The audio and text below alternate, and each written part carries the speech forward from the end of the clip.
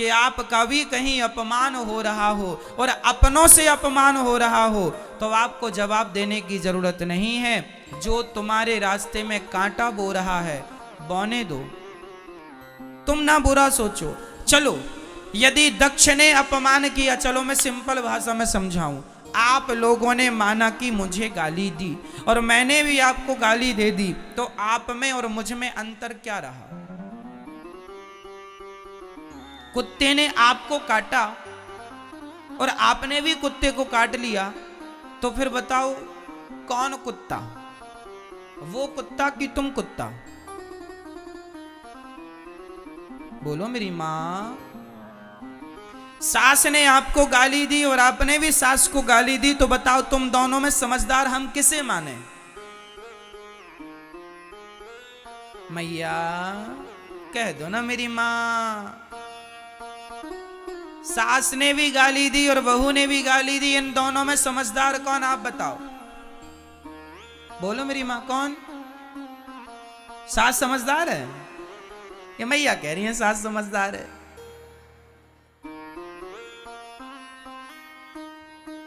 सास ने गाली दी और बहू ने भी गाली दी, इसमें दोनों ही मूर्ख हैं। समझदार वो कहलाते हैं जो एक गाली दे और दूसरा चुप रहे, तो जो चुप है वो समझदार है। क्योंकि हमारे यहां सिंपल कहावत है, कुत्तों के मुंह नहीं लगा जाता। जो गाली दे वो कौन, भौंकता कौन है? आज सास भौंक रही है, तो तुम भी भौंकोगी क्या? आज बहू भौंक रही है, तुम भी भौंक लो। जो भौंक रहा है वो कौन है? कुत्ते के वंशज हैं। भौंकते रहो। अभी तो एक भौंक रहा था, सास ने किया भौं तो बहू ने भी भौं भौं, लो चालू हो गया महाभारत। कौन समझदार इन दोनों में? कोई नहीं। इसलिए हम आपसे कहते हैं अपनी समझदारी का परिचय दो। कोई शंकर जी को गालियां दक्ष ने दी, क्या शंकर जी ने गालियां दी? भगवान कृष्ण को शिशुपाल ने कितनी गालियां दी? बोलो मेरी मां। मैया जी कितनी? 100 गालियां भगवान ने चुप रहकर सुनी कि नहीं? यदि भगवान होकर 100 गालियां चुपचाप सुन लेते हैं, तो हम और तुम इंसान होके 10-20 गालियां क्यों नहीं सुन लेते? क्यों कुत्तों की मुंह लगते हो? और अपने आप को आप लोग समझते हैं हम बड़े समझदार हैं, हम जवाब दे रहे हैं। अरे मां, कहां जवाब देना है कहां नहीं देना, यह भी एक समझदारी का विषय ही है। सबको जवाब नहीं दिया जाता है ना। क्या जवाब दें हम इनको? तुम ना दो, भगवान दे देंगे जवाब। जब तुझसे ना सुलझे तेरे उलझे हुए धंधे, तो भगवान के इंसाफ पे छोड़ दे ए बंदे। वही तेरी मुश्किल आसान करेगा, जो तू ना कर सका वो भगवान करेगा। छोड़ दो उस पर। सबका उत्तर देना जरूरी नहीं होता। शंकर जी को गालियां मिली, शंकर जी ने कोई उत्तर नहीं दिया। भगवान कृष्ण को गालियां मिली शिशुपाल के द्वारा, कोई उत्तर नहीं दिया। 100 गालियां हुई, सिर काट दिया। आप भी जवाब ना दिया करो। सास बोलती है, बोल, उसका स्वभाव है बेचारी का, बोल रही है। सुनने की आदत, सुनने का अभ्यास करो, ज्यादा से ज्यादा सुनो। और सुनो, अपना अपमान भी सहना सीखो। तितिक्षवः कारुणिकाः सुहृदः सर्वदेहिनां अजात शत्रवः शांता साधवः साधुभूषणा। वही व्यक्ति समझदार है, वही व्यक्ति सफल है जिसके अंदर सहनशीलता ज्यादा है। सह लो।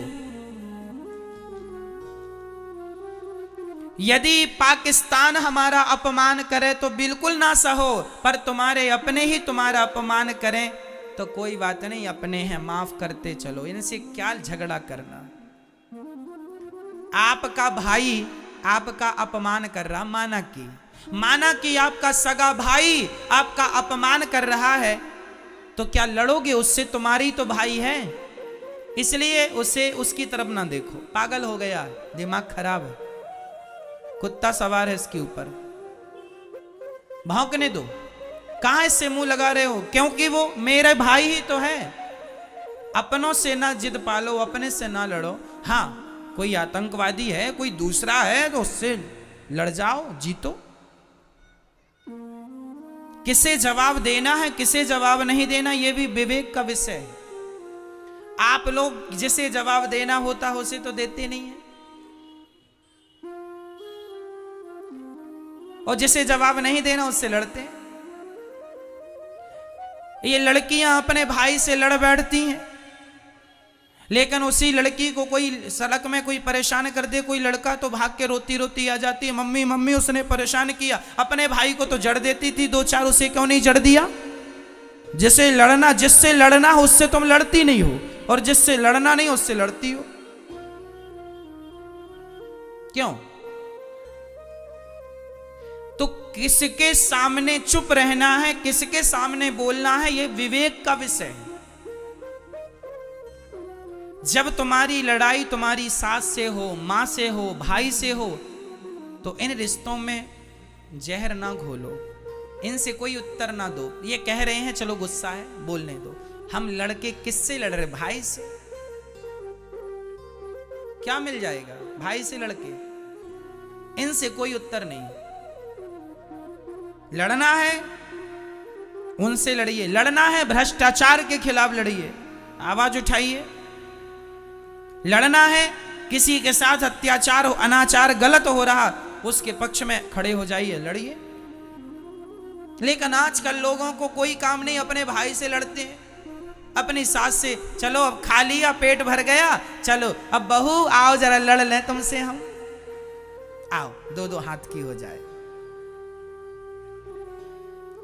लो चल रही है घर में तू तू मैं, तू तू मैं चल रही है।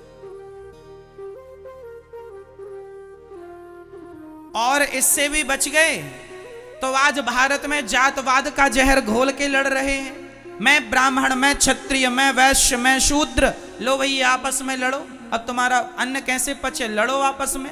लड़ रहे हैं, बुद्धि भ्रष्ट कर रहे हैं। अरे तुम्हारी यूं ही लड़ाइयों का फायदा अंग्रेजों ने, मुगलों ने खूब उठाया है। तुम्हारी आपस की लड़ाइयों का फायदा उठाया, कई 100 साल तक तुम भारतवासियों पर, हम पर राज्य किया इन लोगों ने, केवल इसलिए कि हम लोग केवल लड़ना जानते हैं। हम लोग संगठित रहना तो जानते नहीं कि चारों लोग एक साथ रहें, ब्राह्मण, क्षत्रिय, वैश्य और शूद्र। हम लोग लड़ते हैं जातवाद का जहर घोल करके, एक दूसरे से लड़ जाते हैं।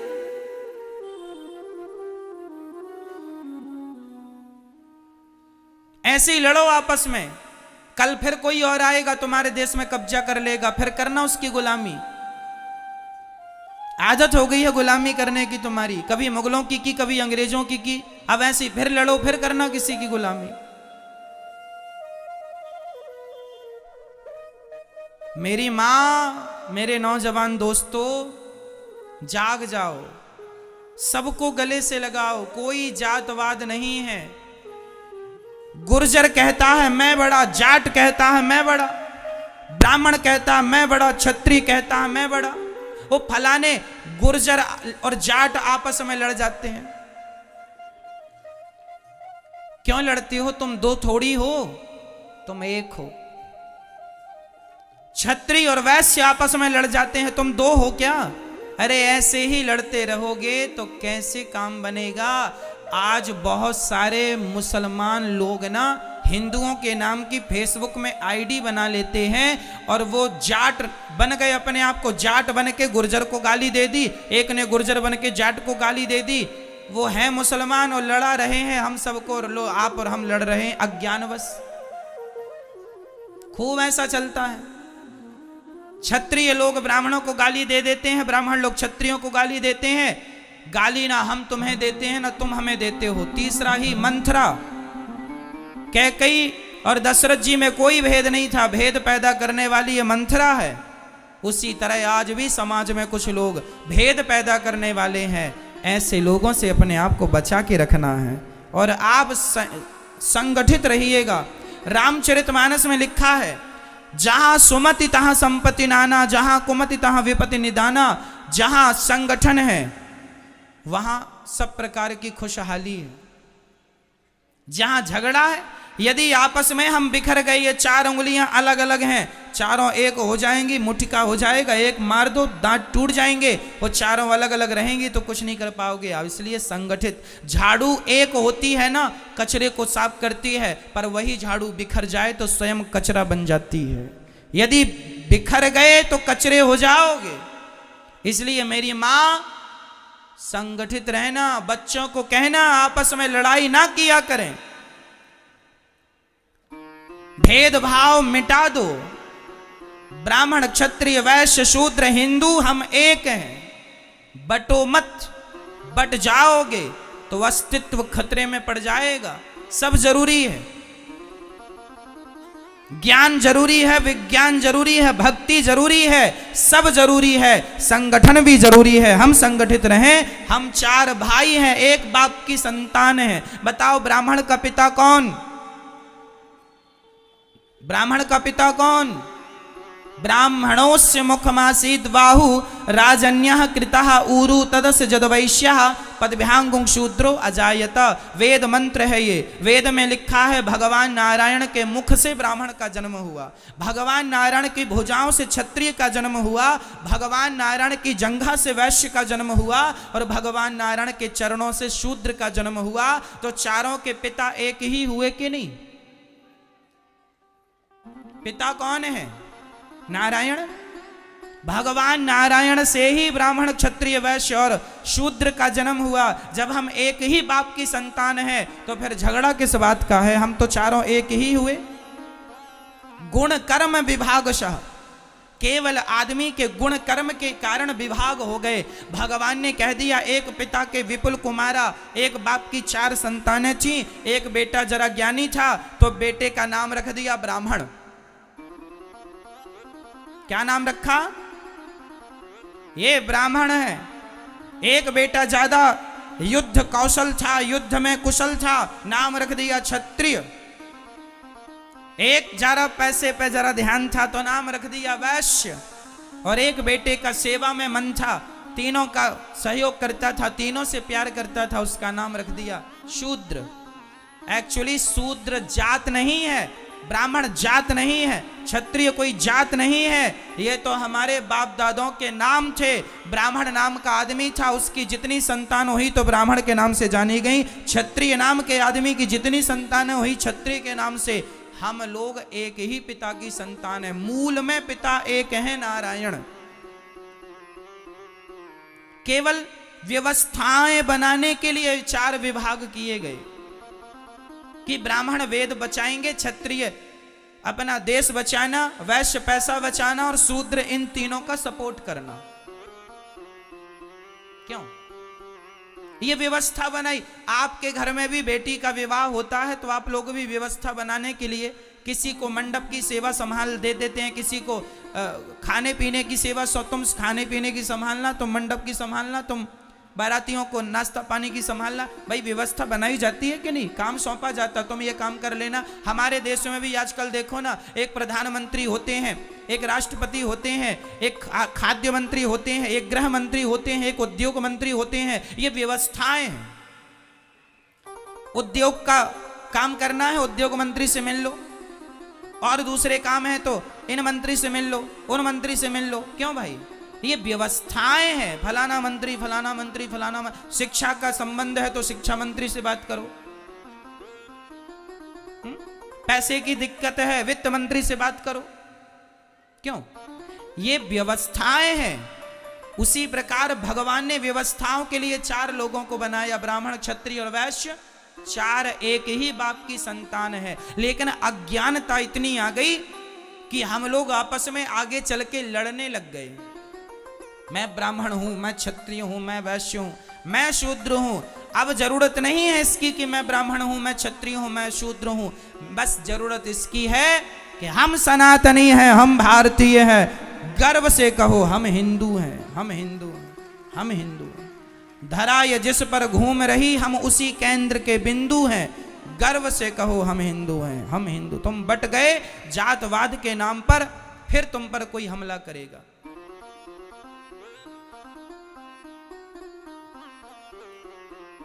आज क्रिश्चियन लोग गांव-गांव में जाके हिंदुओं के गांव को धर्म परिवर्तन करा रहे हैं, और हिंदुओं के गांव को जो कम पढ़े लिखे लोग थे उनको क्रिश्चियन बना रहे हैं। तुम ऐसे ही अपनी अकड़ में रहे आना कि मैं ब्राह्मण हूं, मैं क्षत्रिय हूं, मैं वैश्य हूं, मैं शूद्र हूं। आगे चल के सारे हिंदू क्रिश्चियन बन रहे हैं। क्रिश्चियनों की एक बहुत बड़ी साजिश चल रही है। फिर क्या होगा जब सब लोग वही बन जाएंगे? कौन होगा तुम्हारी पक्ष की बात रखने वाला? कौन होगा तुम्हारा पक्ष लेने वाला? सेना भी बड़ी होनी चाहिए। संगठन में बहुत बड़ी ताकत होती है। ये बातें हल्के में ना लेना, नहीं कल को आने वाली पीढ़ी तुम्हें गाली देगी कि तुमने क्या किया। अरे अपने हिंदुओं को बचा लेते कम से कम। अरे समय निकाला करो और अपने उन गरीब लोगों के पास जाकर बैठा करो जिन्हें 2 किलो आटा की जरूरत है, 1 किलो दाल की जरूरत है। जरा सा समाज में सेवा करो, सहयोग करो, सबको भूखे को भोजन कराओ। क्रिश्चियन लोग पैसे दे दे के धर्म परिवर्तन करा रहे हैं, हाँ या ना? और तुम लोग केवल अपनी अकड़ में 20 लाख की गाड़ी लेना है, 50 लाख की गाड़ी लेना है, गाड़ी घोड़े में पैसे लगाओगे। अफगानिस्तान का क्या हुआ? कब्जा कर लिया आतंकवादियों ने, सबकी जमीन जायदाद गाड़ी घोड़ा रखी रह गई। यदि तुम आपस में बढ़ जाओगे तुम्हारे ऊपर भी ऐसी कोई आके कब्जा कर लेगा, फिर भागते फिरना। इसलिए आज सनातन को बचाने की जरूरत है। चलो हम ये नहीं कहते कि तुम मुसलमानों को हिंदू बनाओ, हम ये नहीं कहते क्रिश्चियनों को हिंदू बनाओ। जो हमारे हिंदू भाई हैं उन्हें तो बचा लो, जो धर्म परिवर्तन करने में लगे हुए हैं उन्हें तो गले लगा लो, उन लोगों को तो हृदय से लगाओ, नहीं तो बहुत नुकसान होगा। और नुकसान सबका होगा। देश गुलाम हुआ, सबका नुकसान हुआ। सब लोग अपने अपने धर्म का प्रचार करते हैं। हिंदू लोगों को अपने धर्म की कोई नहीं पड़ी, कोई नहीं करता प्रचार, कोई नहीं बात करता धर्म की, कोई नहीं बात करता सनातन की, कोई नहीं बात करता राम और कृष्ण की। दया ही नहीं है लोगों के आगे। आज लोग, एक गरीब बाप गांव में मैंने देखा है साहब, कि गांव का गरीब आदमी गिड़गिड़ाता है, भैया बेटी का विवाह जरा 5,000 दे दो। तो गांव का जो धन्ना सेठ होता है ना, वो 5,000 देता तो है पर ब्याज लेता है 10%, 15%, 5,000 का।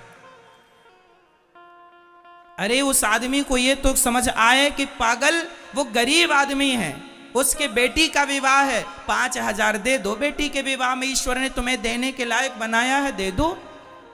उस गरीब आदमी से तुम ब्याज वसूलोगे? अरे दे दो 5,000, महीने 4 महीने में वापस कर देगा वो। क्या कि तुम 5,000 का ब्याज लगाए बैठ गए? कोई लाखों की बात हो तो बात 10-5,000 में तुम ब्याज लेते हो, कितना पैसा कमा लेते हो इससे? घोर नरक जाओगे। ईश्वर ने तुम्हें धन दिया है, इसका अर्थ ये नहीं कि तुम उसका दुरुपयोग करो। धन दिया है तो इसलिए दिया है कि तुम जरूरतमंदों की सेवा कर सको, दीन दुखियों को गले लगा सको, किसी गरीब आदमी की तुम मदद कर सको।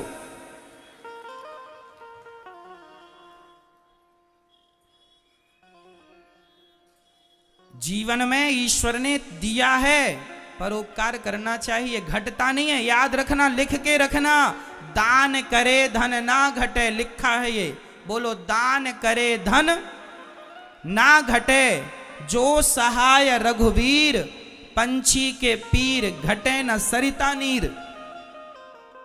प्यासे को पानी पिलाने से नदी का पानी कम नहीं होता, दूसरों को फल खिलाने से वृक्षों के फल कम नहीं होते, और किसी की सेवा करने से धन कम नहीं होता। धन बढ़ता है, दान करने से बढ़ता है, पुण्य करने से। लेकिन आज का आदमी, मैं देखता हूं कि आज समाज में गरीब लोगों का अमीर लोग बहुत शोषण करते हैं, जरूरत से ज्यादा बहुत शोषण होता है। मैं निवेदन करूंगा, इसलिए मैं आप लोगों से कहा करता हूं, अपनी गरीबी खुद मिटाना शुरू करो, सेल्फ डिपेंड बनो, आत्मनिर्भर बनो, मेहनत करो। मेहनत करोगे तो गरीबी तुम्हारा पीछा छोड़ देगी सदा सदा के लिए। मेहनत करो, तुम सब कर सकते हो। खड़े हो जाओ और देश की गरीबी तब दूर होगी जब 135 करोड़ लोगों की गरीबी दूर हो जाएगी। प्रत्येक व्यक्ति अपनी अपनी गरीबी दूर कर ले, अपने आप मेरे देश की गरीबी दूर हो जाएगी। सोने की जरूरत नहीं है मेरी मां। धर्म का प्रचार किया करो, कह दो लोगों से, बाद में लड़ लेना। अभी संगठित रहो, लड़ने की जरूरत नहीं है। यदि हम आपस में लड़ बैठेंगे तो देश को कौन संभालेगा? कोई भी बाहर वाला अपने घर से हमें निकालेगा। दीवानों जरा होश करो, मेरे देश प्रेमियों। बताओ अंग्रेज कब भागे भारत से?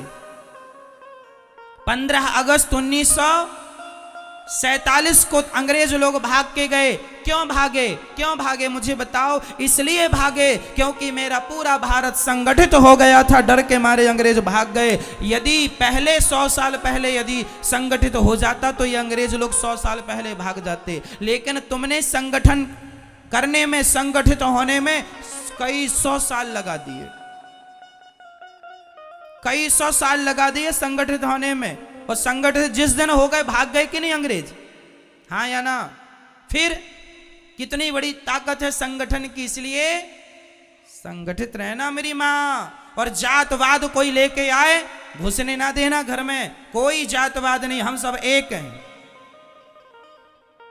हमारे गांव का ब्राह्मण भी, क्षत्रिय भी, वैश्य भी, शूद्र भी, मैं अपने गांव जाता हूं ना तो मैं अपने गांव में सबसे मिलता हूं, सबसे राम राम करता हूं। ब्राह्मण हो, क्षत्रिय हो, वैश्य हो, शूद्र हो, मैं अपने गांव के शूद्र भाइयों के पास जाके भी बैठता हूं और पूछता हूं कि तुम्हें कोई जरूरत तो नहीं है? गरीब परिवार की बेटियां यदि दिखती हैं मुझे, मैं तुरंत कहता हूं कि जब इसका विवाह हो तो बता देना। जब से दास अनिरुद्ध ने होश संभाला है तब से हमारे गांव में किसी भी बेटी का विवाह होता है गरीब परिवार की, सबकी बेटियों के विवाह में भोजन की व्यवस्था दास अनिरुद्ध कराता है। जितने बाराती आएंगे सहयोग हो, यहां से होगा। गरीब हो तुम, मदद करेंगे। ईश्वर ने इस लायक बनाया है, करो। अरे 10-20 हजार में तुम्हारा कुछ नहीं घट जाता, पर 10-20 हजार में गरीब आदमी की बेटी का विवाह निपट जाता है। बनाया है तो करो, बांध के ले जाओगे।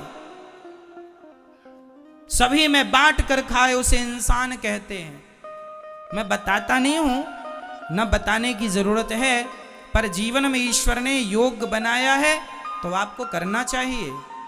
अपना पेट तो पशु पक्षी भी भर लेते हैं, पर सभी में बांट कर खाए उसे इंसान कहते हैं। पराया दर्द अपनाए उसे इंसान कहते हैं।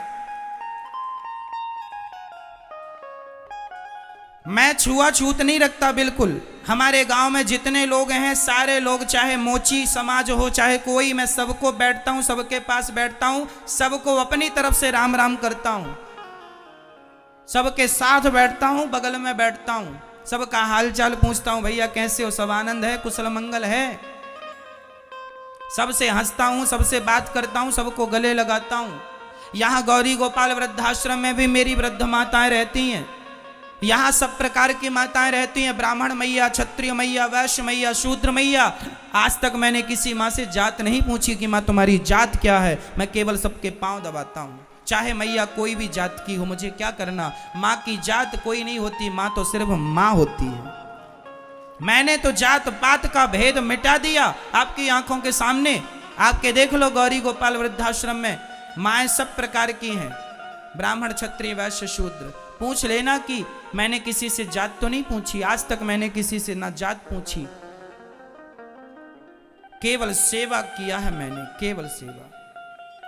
मैं नहीं मानता, मैं ये मानता हूं कि ईश्वर की सब संतान है, प्यार से रहो। गले लगाने में ज्यादा अच्छा है, नफरत घृणा रखने में अच्छा नहीं है। क्यों? मैं आपसे प्यार करूं तो ज्यादा अच्छा होगा कि मैं आपसे नफरत करने लग जाऊं तो ज्यादा अच्छा होगा? यदि छुआछूत भेदभाव होता तो राम जी शबरी के बेर क्यों खाते? राम जी ने भेदभाव नहीं रखा, हमारे भगवान थे, तो फिर हम भेदभाव काहे का रखें? ना जी, सबको गले लगाने में क्या मैं छोटा हो जाऊंगा? आप अपने नगर के गरीब लोगों को गले लगा लोगे, प्यार से बैठ के दो बातें कर लोगे, इससे आप छोटे हो जाओगे? तो क्यों नहीं लगाते गले, क्यों नहीं प्यार करते सबको? आज भारत में ऐसी मानसिकता है कि कुछ लोग ऐसे हैं कि यदि किसी को छू लेते हैं ना तो वो कहते तुम्हें छू लिया अब नहाएंगे। गलत है ये। क्या माता सबरी को छूकर राम जी नहाए थे? फिर इतना अहंकार किस बात का भैया? कहां से ले आई है ज्ञान उल्टा? हमारे वेद पुराणों में तो ऐसा कुछ नहीं है। हमारे वेद पुराणों में लिखा है प्रेम करो, राम ही, सुनो क्या लिखा है, राम ही केवल प्रेम प्यारा।